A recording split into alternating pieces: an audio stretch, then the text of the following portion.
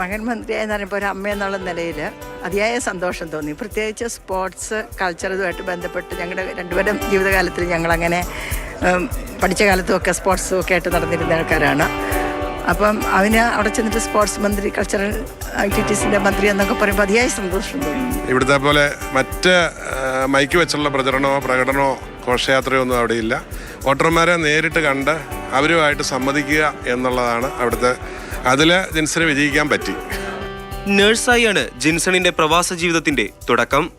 കഴിഞ്ഞ സെപ്റ്റംബറിലാണ് Australian parliament തെരഞ്ഞെടുപ്പിൽ മിന്നും വിജയം നേടി മലയാളിയായ ജിൻസൺ ആൻഡോ ചാൾസ് മന്ത്രി പദവിയിലെത്തിയത്. എനിക്കൊരു ഇങ്ങനെ മുന്നോട്ട് വരണമെന്ന് തോന്നിക്കഴിഞ്ഞപ്പോഴത്തേക്കും എല്ലാ ഭാഗത്തു നിന്നുള്ള ആൾക്കാരുടെ വളരെ നല്ല രീതിയിലുള്ള സപ്പോർട്ടുണ്ടായിരുന്നു.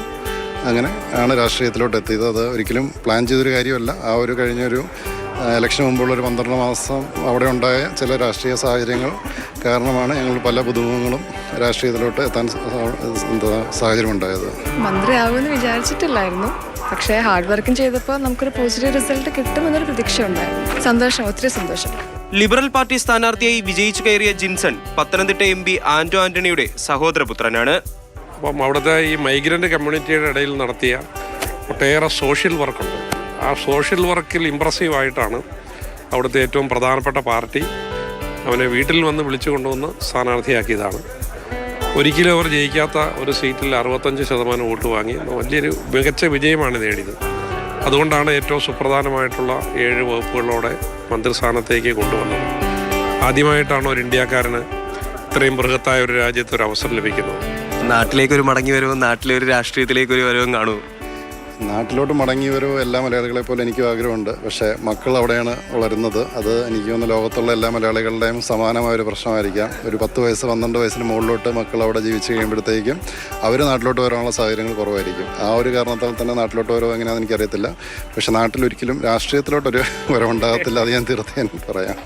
തുടർച്ചയായി 2 വട്ടം മന്ത്രിയായിരുന്ന കെയ്റ്റ് വോർഡനെയാണ് പുതുമുഖമായ ജിൻസൺ തോൽപ്പിച്ചത്. നാട്ടിലേക്കെത്തിയ ജിൻസണിന് ഗംഭീര സ്വീകരണമാണ് വീട്ടുകാരും നാട്ടുകാരും ചേർന്ന് നൽകിയത്. എങ്ങനെയാണ് ഒരു പ്രശ്നങ്ങൾ വരുമ്പോൾ അതിൻ്റെ അകത്തുനിന്ന് എങ്ങനെ അത് മുന്നോട്ട് പോകാമെന്നുള്ളൊരു കാര്യങ്ങൾ പലതും ഞാൻ കണ്ടുപിടിച്ചത് പപ്പ അല്ലെങ്കിൽ പപ്പയുടെ ചേട്ടന് അല്ലെങ്കിൽ നാട്ടിൽ ഞാൻ കണ്ടിട്ടുള്ള പല പ്രതിസന്ധികളും അതിൻ്റെ അകത്തുനിന്നാണ് മുന്നോട്ട് ഒരു കരിയർ ബേസിലാണ് എനിക്ക് മുന്നോട്ട് പോകാൻ വേണ്ടിയിട്ടുള്ള ഒരു സാഹചര്യം നന്നായിട്ടുണ്ടായത്. ലോകത്തെവിടെയും ഒരു മലയാളി വേണമെന്നുള്ളത് അത് നിർബന്ധമാണ്. ഇപ്പോൾ ഓസ്ട്രേലിയൻ മന്ത്രിസഭയിലേക്ക് 7 സുപ്രധാന വകുപ്പുകളുമായിട്ടാണ് കോട്ടയം 3 നിലവ് സ്വദേശിയായ ജിൻസൺ എത്തിച്ചേർന്നിരിക്കുന്നത്. ക്യാമറമാൻ ജോബിൻ തേക്കടിക്കൊപ്പം നിതിൻ തോമസ്, മാതൃഭൂമി ന്യൂസ്, കോട്ടയം. നിതിൻ തോമസ് തന്നെ ചേരുന്നുണ്ട് തത്സമയം. നിതിൻ, നമ്മുടെ കേരളത്തിൽ കോട്ടയത്ത് ജനിച്ച് വളർന്ന ജിൻസൺ ആൻഡോ ചാൾസ് ഓസ്ട്രേലിയ വരെ എത്തുക, അവിടെ ഒരു മന്ത്രിയായി മാറുക എന്നൊക്കെ പറയുമ്പോൾ അതിൻ്റെ പിന്നിലുള്ള ആ മനുഷ്യൻ്റെ അധ്വാനം എന്തായാലും ചില്ലറയൊന്നും ആയിരിക്കില്ല.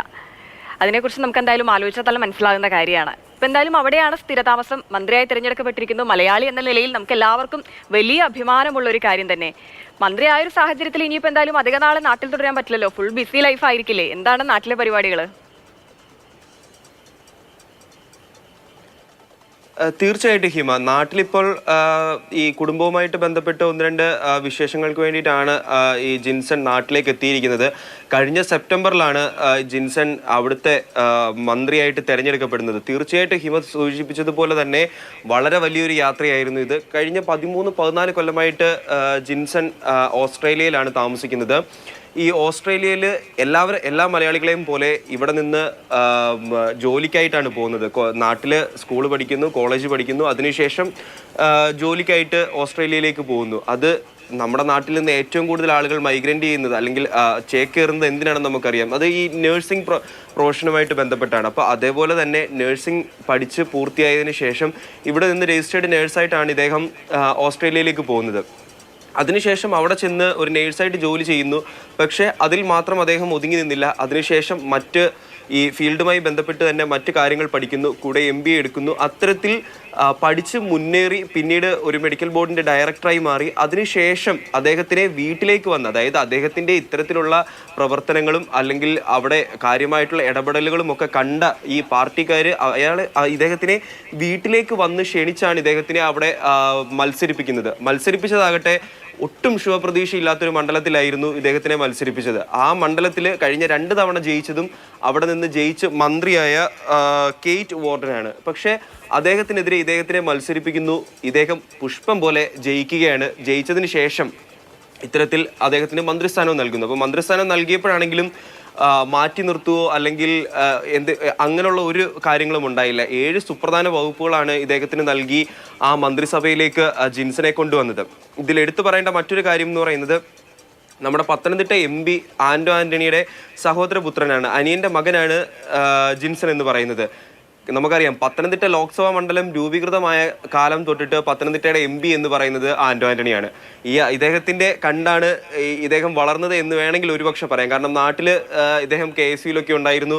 അതേപോലെ തന്നെ ആദ്യകാലത്ത്, അതായത് 2009 ആദ്യത്തെ മത്സരത്തിൽ ആന്റോ ആന്റണിയുടെ കൂടെ പല പ്രവർത്തനങ്ങളിലും ഉണ്ടായിരുന്നു. അങ്ങനെയൊക്കെയുള്ള കുറച്ച് കാര്യങ്ങൾ അദ്ദേഹം നാട്ടിൽ ചെയ്തിട്ടുണ്ട്. അതിൻ്റെ ഒരു പശ്ചാത്തലം മാത്രമാണ് അവിടുത്തെ രാഷ്ട്രീയത്തിലേക്ക് എത്തിയപ്പോൾ ഉണ്ടായിരുന്നത്.